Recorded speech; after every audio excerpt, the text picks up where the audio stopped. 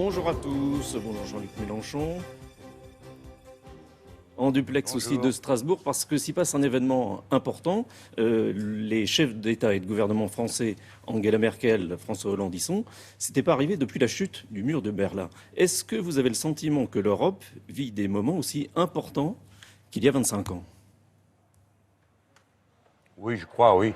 Et ces deux-là sont les syndics de faillite de la maison, parce que l'Europe est entrée dans une crise morale terrible. Après avoir brutalisé la Grèce, comme vous vous en souvenez, maintenant elle s'avère incapable de faire face aux conséquences de ces actes, c'est-à-dire cette énorme vague de migration. Alors je pense qu'ils viennent là pour donner le change, et peut-être vont-ils encore nous pousser vers je ne sais quel durcissement de la politique économique de l'Union européenne, dans le sens qui est souhaité par les Allemands. Voilà. Mais C'est sur à peu les près ça migrants, qu'on attend d'eux. sur les migrants, vous n'avez pas le sentiment que l'Allemagne a donné l'exemple?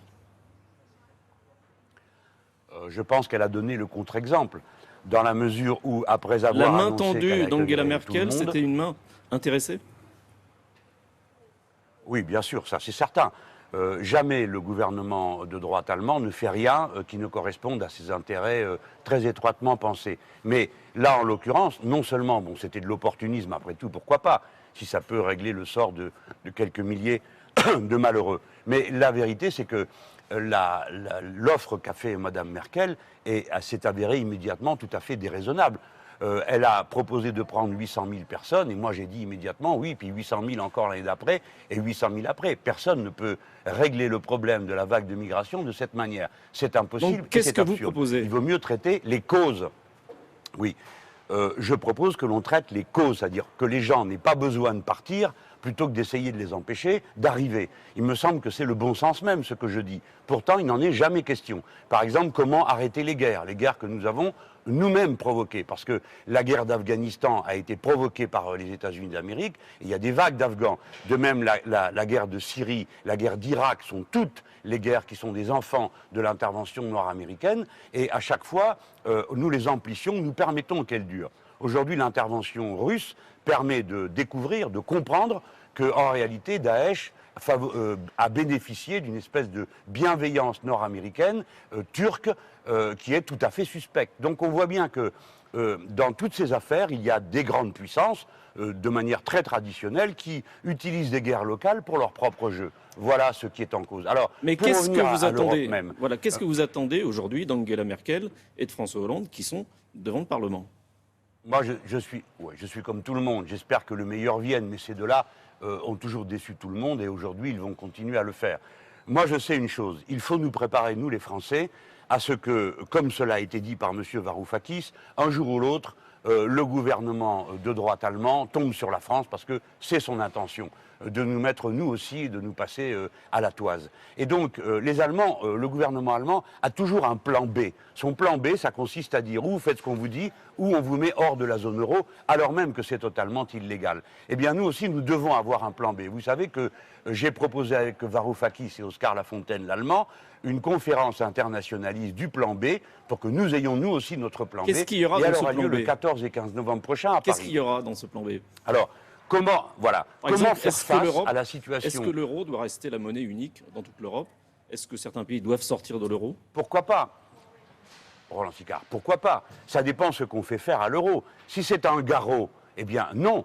Autrement dit, si demain nous étions mis devant le dilemme suivant, ou bien l'euro, ou bien notre souveraineté, ou bien l'euro, ou bien notre démocratie, ou bien l'euro, ou bien nos acquis sociaux, il faudrait répondre, nous serons du côté de la souveraineté, des acquis sociaux et de notre démocratie. Donc la France pourrait, selon vous, sortir de l'euro?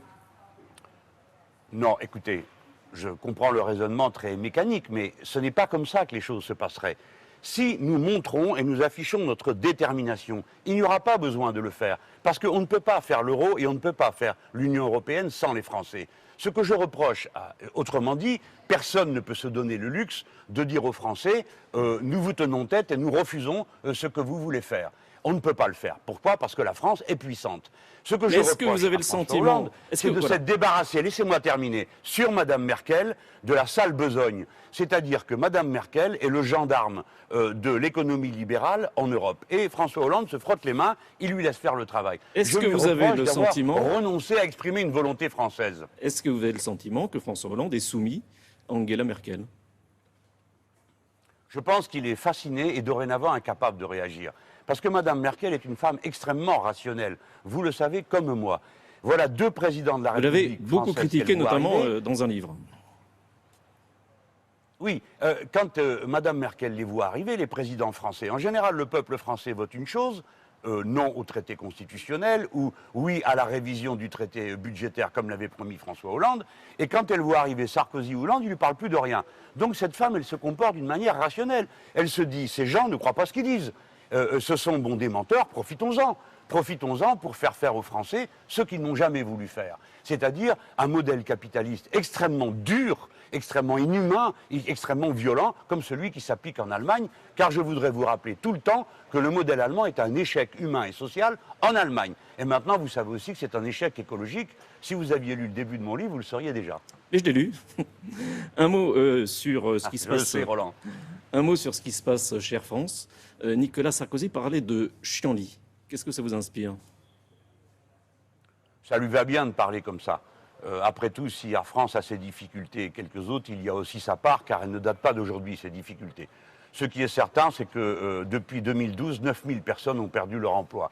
Qu'à la tête de la compagnie Air France se trouve un cynique qui a tenu des propos sur la situation sociale, le droit des enfants au travail, la durée du travail et la liberté de grève qui sont absolument incroyables et qui mériteraient que l'État actionnaire le démissionne de son poste tant ses conceptions sont moyenâgeuses. Maintenant, des Manuel gens Valls ont le perdu soutient. leur emploi, on ne leur donne...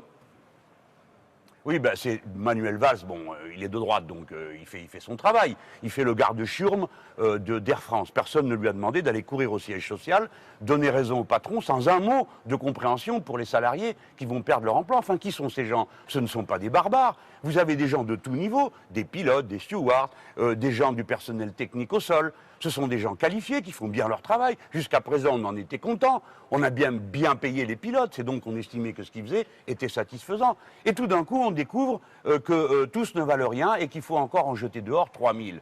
Et on appelle ça du dialogue social. C'est-à-dire les gens doivent dire oui, ou sinon ils peuvent choisir de dire oui. Et dans le cas où ils ne sont pas d'accord, ils peuvent aussi dire oui. Voilà en quoi consiste le dialogue social à la sauce Hollande, Valls et Air France. Non, ce n'est pas sérieux. Et attendez-vous à ce que vous ayez maintenant de nombreux cas où les gens qui ne sont pas entendus se font comprendre par des images spectaculaires. Vous savez bien que la violence qui se voit est toujours plus efficace que la violence qui ne se voit pas.